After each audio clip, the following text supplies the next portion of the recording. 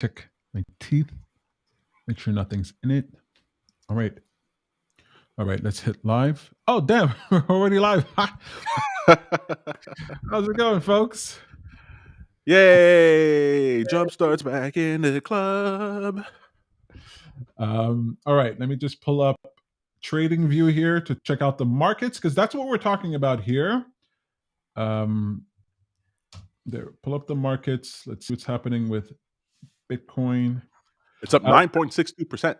9.62%. You're talking about percentage. It's at 40,900. Yeah, All right, that's folks. Hey there, this is Peter Hartman here with Tom Hartman and another installment of Jumpstart, where we talk about, look, it's where we teach you to earn, to understand value, to help you grow, but it's really where we talk about crypto, right? We're all crypto all the time, crypto focus here. Why do we talk about crypto so much, Tom? Why do you think we talk about crypto? because the whole world financial system is rigged, Peter. And those who are in early, namely our parents and boomers, they are robbed us of all our resources. And the only way we can get it back is by sneaking through the back door in technology, something they don't understand. They don't even understand their iPhone, Peter. And so if we're going to have any hope at all, it's going to be in the tech space.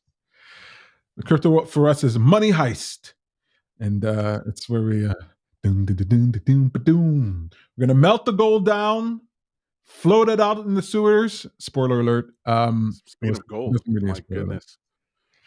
Tom, Gold later this the morning. crypto markets have taken a bit of a tumble. Before the new year, we kept hearing, oh, Bitcoin's going to hit 100,000, 150,000, 200,000, 300,000, maybe. We don't know how high it'll go. It'll definitely go high, but we don't know how. Look, there are no gurus in the space. Nobody knows for sure. But you guys better buy some Bitcoin because this shit's about to get real. All right.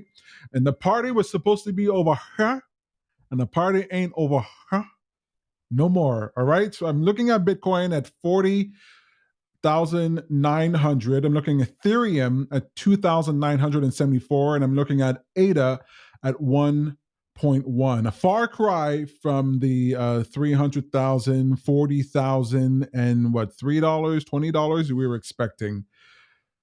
What's going on in the crypto universe? Are we in a crypto winter? And today we've had a little bit of a bounce. Are we coming out of this crypto crash? Well, first, I think it's very funny about all the predictions about how high it can go. We jumped on the bandwagon too. Not that we were making predictions ourselves, but if someone's going to predict something's going to go to $200,000, you might as well buy a ticket, right? Why not? What was that Kevin Malone line from The Office? If someone gives you 1,000 to 1 odds, you take it every time. Take it If every time. Right, exactly. And just to house this conversation within the idea that at 40,000, Bitcoin is still up. I mean, remember when 40,000 was a pipe dream, right? Remember last year at 10, 12,000, people were like, it's unsustainable. And now people are saying it could crash to 10,000. So that's pretty funny. But so it's like, Yeah, okay, it didn't. we were at what, 10,000, looking up at 40,000, and now that that's 40,000, we're like, I spit Yeah, out Bitcoin. exactly. It hit 40,000 like a few months later, and then it's just been chopping around there, 40,000 to 65,000 or so up until now. So all right, so you're like, why didn't it do this big run up, right? Well, it could be for any number of reasons, right? Whenever everyone's on one side of a trade, you can very well bet that the other side might happen. It's sort of like the long shot of the long shot. But we don't really care about that. Like the way that I like to think about crypto is just in terms of money flows. How much money is flowing around a given system. So because whenever, and you know this for your own life, Peter, if you have any money, you're going to spend that money first on the things that you need. So the things that you need to buy. So shelter, security, food, clothing, that sort of thing. And so those items are staples. And then after that, as you have, depending on how much disposable income you have, then you'll make marginal purchases. You'll buy other things that are not necessarily necessary. And then at the offset of that is where you get into crypto. Right, crypto is a high risk, high reward bet, and so people are supposed to put just what they're willing to risk because chances are it might go to nothing, or at least be super volatile, right? And so when you're taking a look at the amount of money, there's all kinds of metrics you can follow that looks at how much money is actually floating around the global system, your country's economy, and stuff like that. And if there's not enough money floating around, if there's not enough people with an excess disposable income, then you're not going to get that one additional buyer in crypto to push your Dogecoin up from 10 cents to 12 cents or whatever. So that's what we're seeing. It's not enough money sloshing around the system, which is the larger conversation. So, why isn't there enough money flowing around? What has changed? Does this have anything to do with the Fed raising raising interest rates? So the Fed hasn't raised interest rates yet. They're the market. What the market does is that just like you could trade stocks and just like you trade bonds and stuff like that, there you can also trade what like a sports betting a sports betting system. You could trade what you think the Fed will do, like what interest rates still will set, what short term interest rates they'll set in the future. And the idea behind that is that they're raising the interest rates in order to fight inflation, to increase the cost of money, right? They want to. The economy is too hot, right? Stocks are up too high, crypto is up too high, real estate is up too high, and they That's need to slow it inflation. down. Um, well, it could cause inflation, but even if inflation wasn't being caused, for any number of reasons, they could say that the economy is too hot. Unemployment is down really low. Um, anyways, for a number of different reasons, and so they give me 1 second. I'm hearing an echo. Is that from is that line still open that we were testing? Um, no, it's not open. Okay. Hang on. So Maybe it's something that I caused here. Oh wait. Uh, Let me close this. that's fine. I just wanted to Oh check wait, to talk. see. Are you still? Tell me if you hear the echo come back. All right, testing 1, 2. Okay, I don't hear the echo anymore. How about now? Testing 1, 2. Yes, now I hear the echo. Oh, I see. All right. I'll try to fix that while you're talking. All right, go ahead. So maybe we should start. If there was an echo the whole way through, should we start from the It was top? barely anything. It was just like a little whisper. It's fine. All right, go ahead. So the idea here is that if the Federal Reserve or central banks around the world think that their economies are running too hot, they want to slow it down. They want to bring down expectations, and so they raise interest rates. And what that does is that it removes certain people's marginal propensity to buy. So Whoa, on whoa, one whoa, whoa, hand, whoa, whoa! What the hell does that mean? Removes people's marginal propensity to buy. Are you? This is like the game I hear people play on CNBC. They're trying to give bad news, and they always couch it in these riddles that you've got to figure out. Like, what is it that? What are you talking about? marginal, the person on the margin, right? Or the purchase that's on your margin. So if you go to a restaurant 3 times a week, you might go now to only 1 time a week, right? So that restaurant owner has to price in the fact that people are going to come to this restaurant less. Excuse me. Not because they like it less, just because that it's uh the person that's being more careful with their money because there's less money sloshing around. So that's what happens is that what disposable expenses that people would have taken on beforehand when money is thrown freely, if they have less expectation they'll have money in the future, they save more or they spend less. So once that starts to occur, the idea is that it cools down the economy. Someone who might have bought uh, a house decides, well, maybe them who was rushing to buy it before because everyone was buying houses and the prices of houses were going up. Now they might slow down. They might say, okay, well, I don't do that right now because things might slow down. Some people might end up needing money, and I could buy the house a little bit cheaper. Why do I have to pay full price? If I wait a little bit longer, I could get it lower. People might decide instead of hiring extra people for because I'm expecting people to have money in order to buy my products, I'll hire less people or start laying people off. It starts to slow down. The idea is that it's supposed to slow down the economy.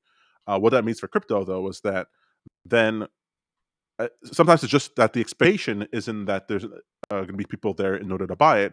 And so if someone wants to sell their crypto, they got to sell it. There's less buyers for them to sell their cryptos to. And so they have to offer a lower price. And that puts a cap on how high the price can go and can even bring the price down on a very volatile asset like crypto. And then psychology gets into play, right? As people are selling because they want to pull their money back, they're marginal, they don't have the luxury to spend it, whatever the reason is, they pull back, then the price dips, and then other people go, oh, the price is going down. So now I want to sell. And then more people go, oh, more the price is going down. So then I want to sell. It has this cascading effect. Yeah, exactly. It's that sort of like if you have if you see 10 people standing on the street corner staring up at the sky, then all of a sudden you start staring up at the sky. And then as you don't see anything, if you look around and the people start one by one start looking down and walking away, well then you're going to start looking down and walking away. It's just that Yeah. momentum that momentum needs momentum in order to feed on itself. And as soon as the rate of change, as soon as momentum slows, well then people change their behavior. So why isn't it the opposite when it comes to crypto? The at least the narrative around crypto is crypto go up, right? And so it could go to the moon. It's not just that it will increase gradually over time. People are expecting to make a lot of money. That's why a lot of people buy in. Probably not the best reason, but let's accept it is a reason that's there. Certainly, it's something that I think about, and so you hear that things are going to get tight, money is going to be scarce. Why take your money out of crypto? Why not leave it there? Because your expectation, just like when you got in, is that it will rise up and then you'll have more money to take out. So if you're worried about dollars, if you're worried about being on the margin, not having money to spend, why would you take your money out of crypto, out of an asset you believe will go up? Or are most people who are in crypto are in it not because they believe it will go up, uh, uh, but because of just sentiment. Well, it's all kind of dynamics there, right? So if you're talking to people who are long-term hodlers and they've bought it and they're set it and forget it, well, those are not the people who are selling. So the people who are selling are speculators, right? So if you were a trader in crypto and you were trying to make money off of it because it was going up, well, then if it's not going up anymore, well, there's no reason for you to hold your position. You're only there for a short-term period of time. Doubly so if you took out leverage in order to do so. If you borrowed $100,000 in order to buy Bitcoin, well then you can't afford to just sit and hold it because you're going to owe that money at a certain period of time. So you need Bitcoin to go up, not just go up, but go up in a certain period of time. And so you need momentum, you need volume, you need the price to be moving in the upwards direction for you to be able to maintain that position. So if you can't and you sell 100,000 off, well then you sell 100,000 off, and then other people start doing the same thing too, and so you get this selling pressure. But there's also this issue of inflation that the one of the profound narratives of cryptocurrency is that the government is printing so much money that they're devaluing the currency, and it's safer to put your money into crypto because it'll hold your value a long time.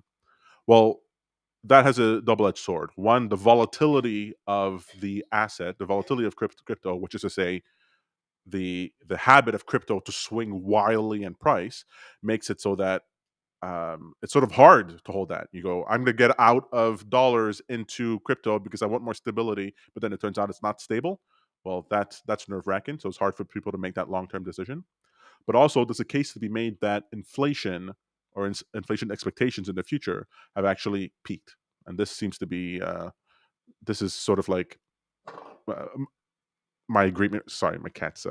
This is sort of my understanding right now that Bitcoin was rising because dramatically over the 2020, yeah, over 2020, 2021, because after the pandemic hit, and then all these governments around the world started stimulating their economy with all kinds of money and different types of expectations policy, money was just pouring into the financial markets. Right, people are stuck at home. They couldn't go to work. They couldn't do a bunch of other things. They're looking for ways to make money. They had uncertainty about the future. They couldn't take the normal actions they would take in order to safeguard themselves. They see an asset start going up and they pile in, and all of a sudden they're making tons of money.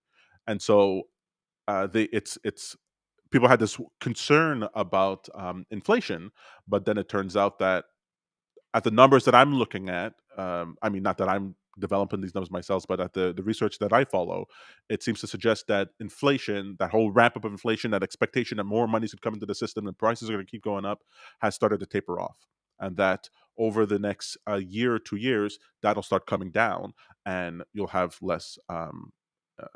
less of that narrative, less of that money printing narrative to fuel the rise in price of Bitcoin. There's also the last thing of you were saying, why wouldn't someone just hold? Well, the idea of that is that let's say that was your plan. Let's say it was your plan to put in $10,000 and hold it, and you held it, and now it went up. Your $10,000 is now worth $30,000, and then it starts to come down.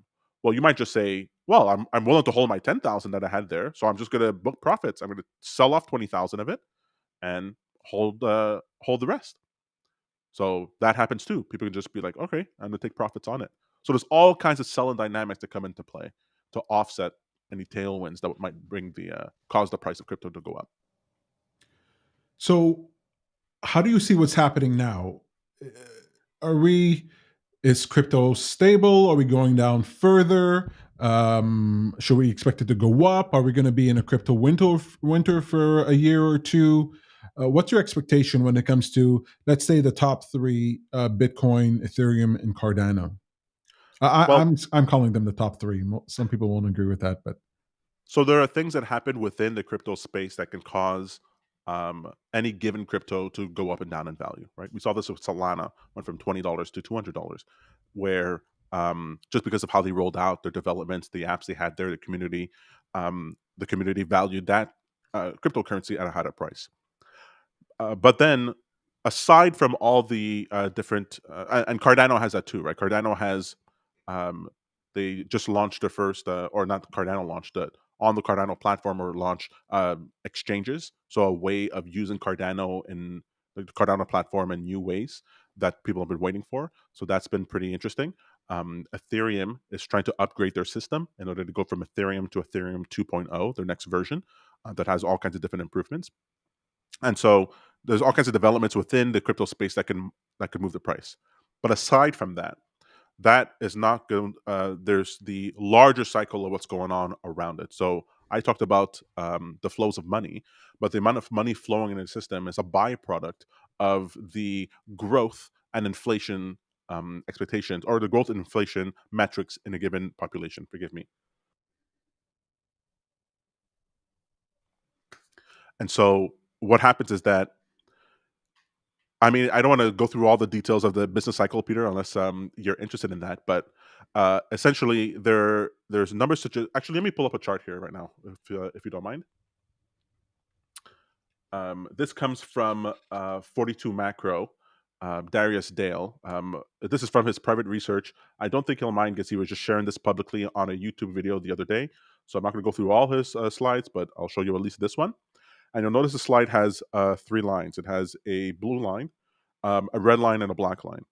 The blue line represents call that growth. This is a an indicator that tries to calculate the amount of growth that exists inside, or the amount of growth that is being generated in the United States. Is this the United States? Yeah, I think this is the United States specifically. So it's showing, you can see how it sort of like ebbs and flows, right? It goes up and then comes down, and goes up and goes down, right? That's this sort of cycle. There's a big dip that we saw at the beginning in 2008 during the mhm. financial crisis, the global financial crisis. And then in 2020, you see a big dip for COVID. But generally speaking, it goes up and down and up and down. And you can sort of time the growth and recessions because of this sort of curve. It gives you some sort of indication, in the same way that you might have an indication that that winter is coming, that the temperature is changing, or that the yield in crops is changing, or the amount of rainfall that's changing. So if you aggregated a bunch of data about the things that indicated whether winter is going to be there or not, you might get a sine curve very similar to this. Does that make sense? Well, I understand that if you aggregate data, you'll get a sine curve, and I No, understand that we can. only the data is cyclical. If the data is cyclical, what I don't see is how you can then assume that you can map another cyclical event to this one. So these correlations are never one for one, but when you see the correlations, because nothing in the financial system, I mean, nothing anywhere exists independent of all the other systems that interact with it, right? It's an entity is dependent on the ecosystem that it's in, and so someone might have the best farmer in the world can't do anything about winter. if winter is coming, well, then he is going to have to change his behavior. It doesn't matter how much he's trying to fight against that, right? And so But the doesn't COVID disrupt the cycle?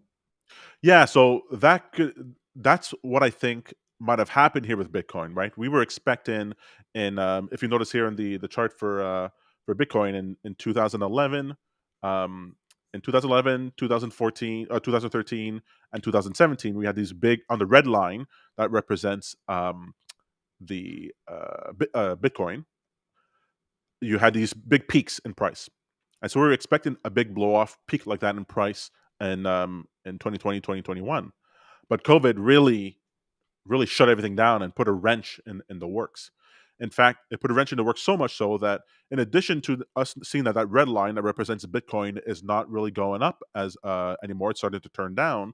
We're also seeing that the growth line, the blue line, is also starting to curve down, right? And if it's curving down sooner than we might have expected, looking at previous cycles, right? We're used to these periods being broad, lasting a couple of years. But here, within 1 year, it seems to be turning down the other side. Are you In talking fact, about the very end of the the chart? very end of the chart, exactly. The very end of the chart over here. The growth didn't even come back up to the growth of what it was previously. Like we never even got back up there, and it already started turning down way sharper than it did previously. So that suggests that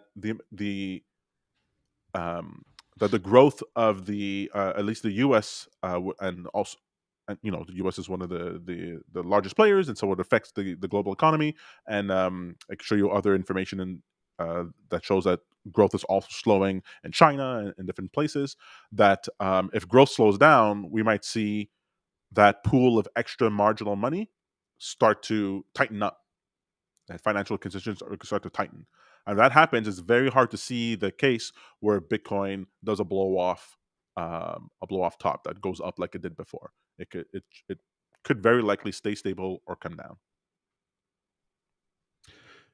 It could very well stay stable or come down. Um, I'm And I wishing think you coming down harm is right like, now. I'm wishing ill on you, cursing you in my heart. Those are the words that I don't want to hear when it comes to Bitcoins. True with Ethereum as well. Cardano, Doge. Is this true across the whole market, you think? well, so that's the big question, right? So when I take a look at, if I just want to head back to my screen here,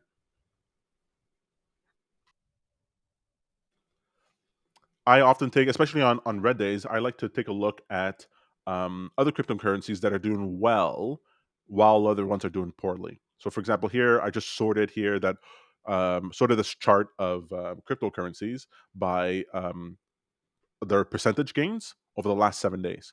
And we see Juno and Leo Token and Quant and Tezos that they're doing somewhat okay. But when you actually in the 7 day period.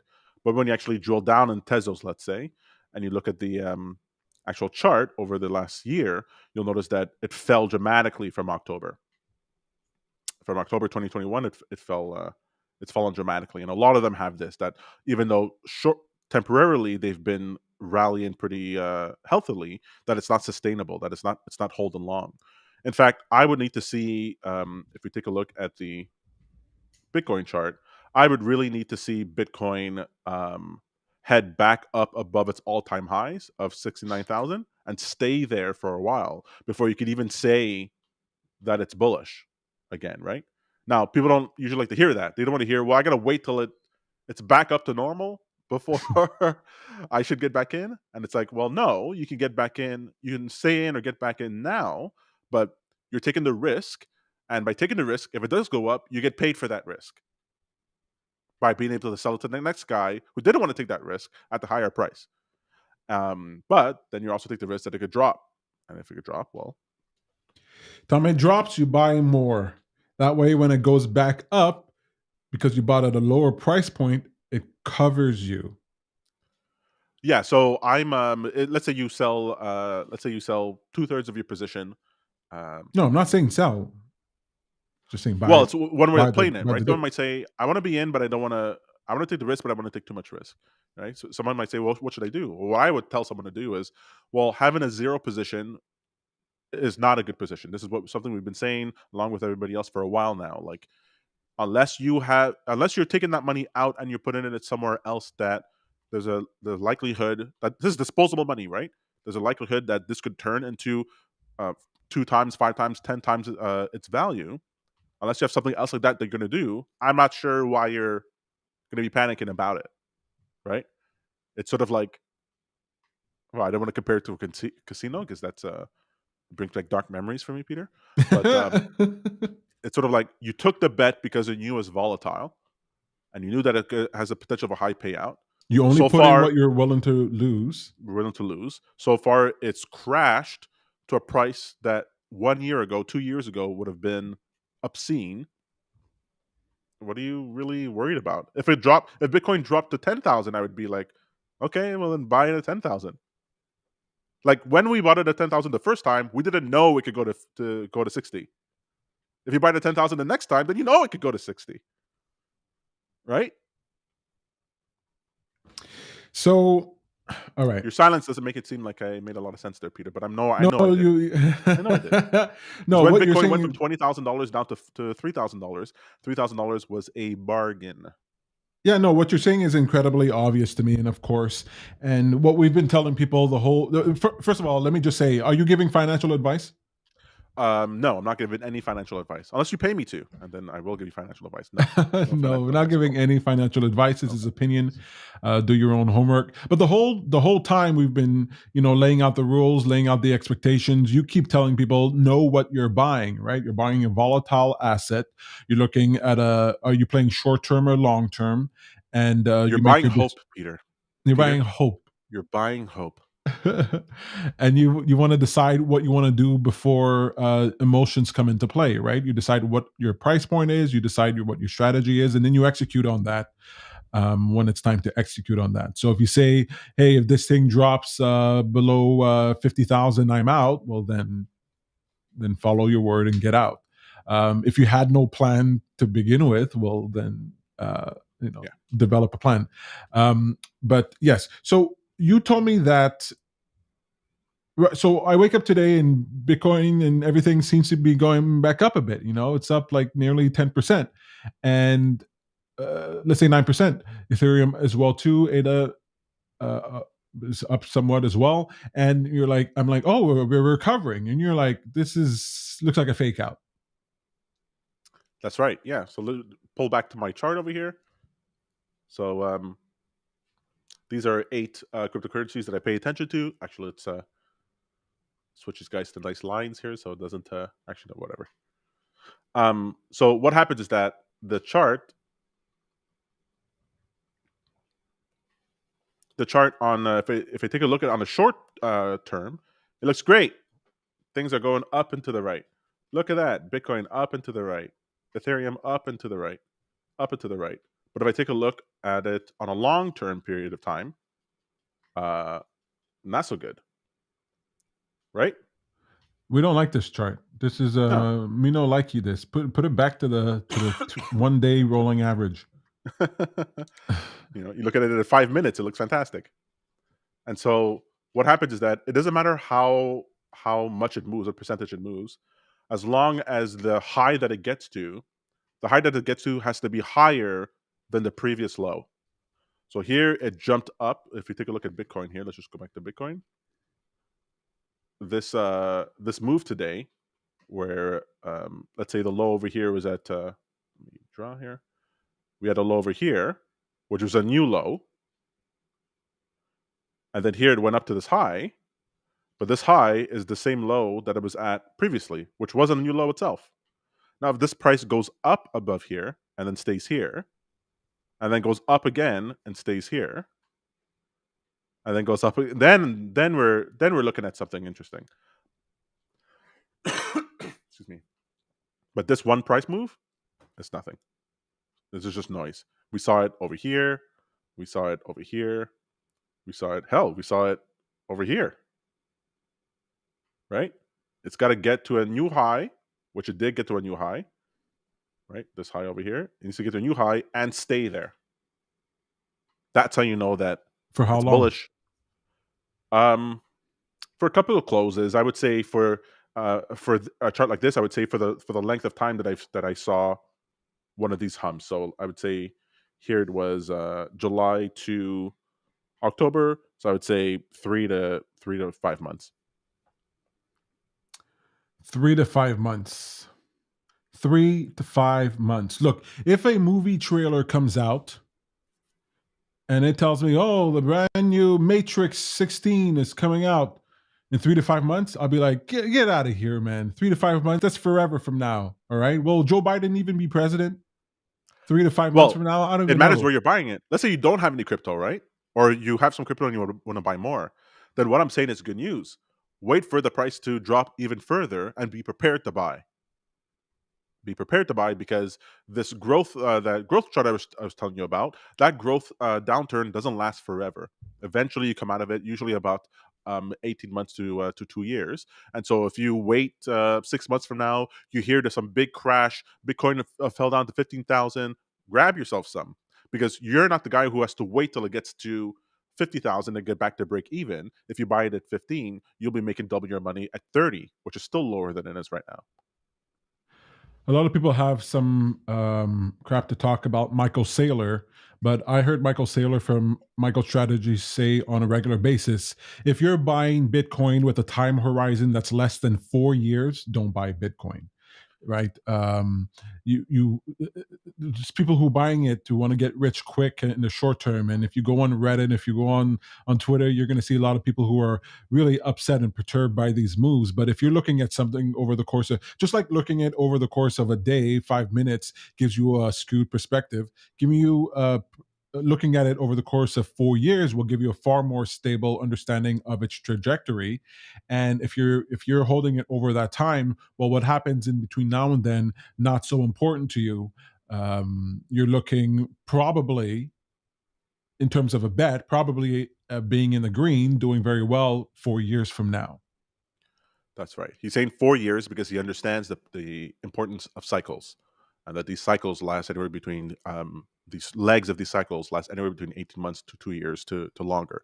And so, if you wait 4 years, chances are you're through a chunk of whatever bad stuff might be there, and you'll the price will be at a point where you'd be making a profit. It's not a guarantee, but it is a good way of thinking about it. So, if you have a 4 year time frame, don't listen to us. Just turn everything off and don't pay attention to it until 4 years from now. All right. So this is not financial advice, but should someone buy or sell? If you're holding this now, you haven't made a plan. What do you think? Buy or sell? Well, Bitcoin, Ethereum, and Cardano. I think I've mentioned this before that I don't own any more Bitcoin. I don't really like Bitcoin as much. I think that even an upside of 300,000 is not particularly interesting compared to the other cryptos in the space. I'm all on board for Cardano. I think that's a great platform. Um, it's staying relatively stable, and uh, it makes these leaps and bounds. And for a couple of years, we've been waiting in the Cardano space for all kinds of these new features to come out, and they're just now starting to come out now. Modifications to the Cardano platform, projects that are being built on there, things are rolling out. It's very exciting, very interesting, and I think that when it catches fire, well, the $1 Cardano token can dwarf the others. So I'm on board for that. So if I wasn't giving any financial advice to somebody, but I wanted to give somebody the gift, it's Cardano. I would tell them to get Ethereum and Bitcoin. Well, you get Ethereum and Bitcoin, and you have to deal with all kinds of nonsense. It costs you $100 to move $40 of Ethereum, and Bitcoin Layer has two, no Dom. Tim Layer Cook, two. Layer two. Layer two. right? It costs you ERC. $100 to get into ERC. layer two. I don't know anything about that. All I know is what I hear people argue about on Reddit, and that's it. It's I know enough for it to be entertaining, but I don't know enough for it to stick and understand. All right, so Bitcoin goes from 40,000 to 300,000. That's not as much of a percentage gain as if ADA goes from $1.50 to $20. Well, it's just more that the price appreciation for Bitcoin will just be purely a function of the rarity of it and the amount of excess. the amount of money sloshing around the system. Whereas you get all that benefit with Cardano, plus some of the smartest minds in the crypto space working to build new features and things that I find more desirable within the space. So, it's hard to build a video game on top of using Bitcoin, but it isn't using some of these other platforms. So I just find it more exciting, more appealing. It's sort of like um, buying Tesla stock versus the Nasdaq. Sure, the Nasdaq contains the Tesla stock, but nothing like owning Tesla stock, Peter. You're buying Elon Musk when you get Tesla stock. Uh-oh, you said the magic word. You're going to get me excited. You said Elon Musk. I get what you're saying. All right, look, where we are now is basically where we were before, right? If you're long term and you believe in what you bought, then why not hold it? If you are looking to trade now, you can sell what you have now, either keep your principal in or not, and buy it when it gets if it gets lower, or you can just You can just watch it go up and just be like, "Oh, I wish I had some." and just not be in it. You could Yeah, be Peter that's right. Schiff and just tweet out all the time how it's going to go to Look, zero. gold is doing great, Tom. Is it? 1807. Oh, sure. Gold's been at what, 1807 many times for the I've seen that since let's see here. One I second haven't here. listened to Peter Schiff's podcast, but I should really get back into that because I really love hearing him speak. Um, I like Doomsdayers. It's Gold pretty was great. at 1807 last July. Sorry, July 2020. Oh, and also July 2021, and also October 2012, as well as August 2011. So I don't know. If you had Bitcoin over that time, you would have had a house. So Tom, it's a store of value. People don't buy gold to get rich. They you buy know what's gold to also store of value, store. Peter? Just buy a bunch of iron. Just buy all the iron you can get. That's also store of value. Look, precious metals. Buy Iron is platinum. a precious Buy copper. metal if you're iron deficient. All right, Tom, last question I'm going to ask you, and I'm going to let you go get some rest. I know you're recovering, you're a little ill, which is okay. So I want you to get better. Although you are getting better, I think you're doing pretty good. Thank you for being on here. America competes. So I wake up one morning and I see a video that Charles Hoskinson does where he woke up in the morning and he heard about this bill that was going to be signed that was going to be devastating for crypto. Now, since then, I haven't heard much. I saw he streamed today, so I'm going to have to look at that.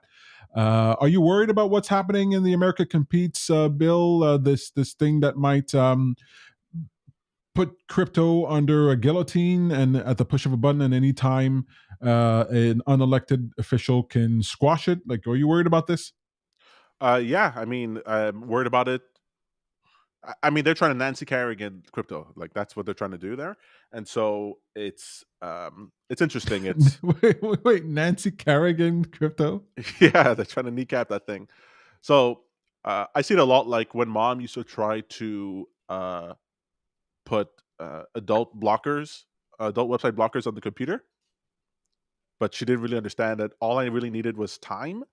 I just needed time. And so they can't. The Competes Act gives the Treasury Secretary the ability to make unilateral decisions on what happens in the crypto space, and that's like okay. So now, okay, so you're a 3-arm guy. All right, we gotta learn how to jab, jab, jab. Um, so we're gonna learn how to do that. What makes me nervous is what that means for crypto projects that are housed inside of the United States or outside, right? They might just ban anything to do with outside crypto or target internal crypto companies. So I don't know what happens there locally. So it's sort of like the crypto space could be healthy, but the bets that you're making could go to zero. So that's tough.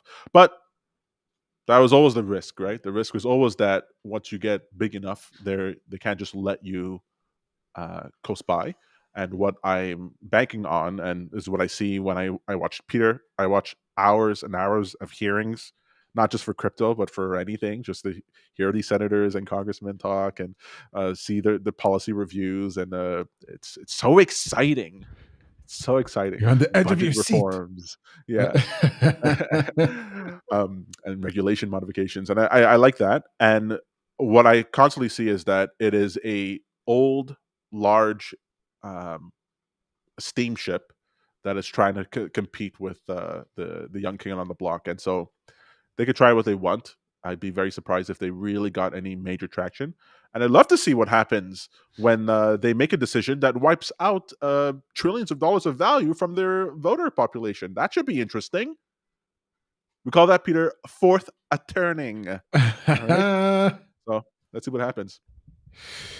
All right. Well, that's your crypto update here from Tom Hartman over here on Jumpstart. If you have any questions, any comments, any concerns, any suggestions, you can post them down in the comments below. We read them all.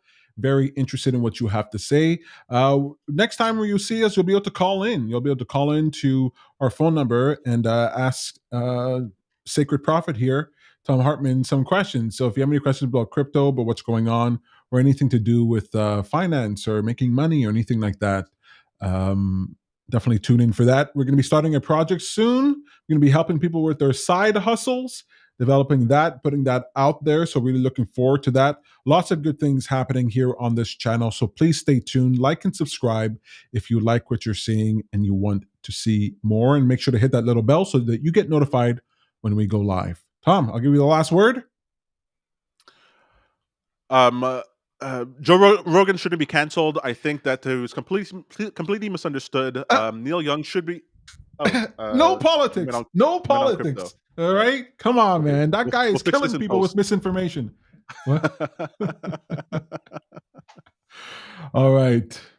All right. Love you, Joe Rogan. That's the Joe Rogan's. That's a Joe Rogan cult symbol. Joe Rogan. Got to make people think there's a cult symbol, you know. Hey, wait! Soon you're going to also be, full on in the crypto cult. You've been enjoying the Cardano town hall sessions. Oh yeah, they're a great community, great people. I mean, the people that I've interacted with, the handful of people I've interacted with, very nerdy stuff, very geeky stuff. Maybe it's not very nerdy, very geeky. It's just when I hear presentations with acronyms and abbreviations and the SPOs and the CCDs and I just, but I like it that there are these smart people, these people who appear to be smart, who are like working on things that help me to help you. That's the world we're living in. And that's part of like what I wanted to tell people with Happy for a Change. There are people out there who see the problems that we're going through, who are suffering under the same conditions that you're suffering, who are smart enough in order to implement solutions that make our lives better. And they need our support. So I'm there, I'm supporting them. I don't have to understand 99% of what's going on. They are on my side. And so I am on their side supporting them. And anything that I can do in order to help them, I'll do. We've got the word about a crypto comedy show that they seem very interested in. So I'm working on some material, and we'll see how that goes. But I'm very excited to do whatever I can to help the Cardanians for sure. All right. Well, that was the last word. There we go. Well, how do we end this? I forget it. We haven't done this in a long time. I mean, it felt like we should talk about Joe Rogan, but it didn't. Maybe it didn't feel like it came out of nowhere. Sure. Okay. No, you just alienated 80% of the audience. All right. I'm a vessel for the watchers, Peter. It must be called from somewhere. Thank you so much for watching. My name is Peter Hartman. I'm Tom Hartman. And you're watching Jumpstart Live. Live. We're back, baby.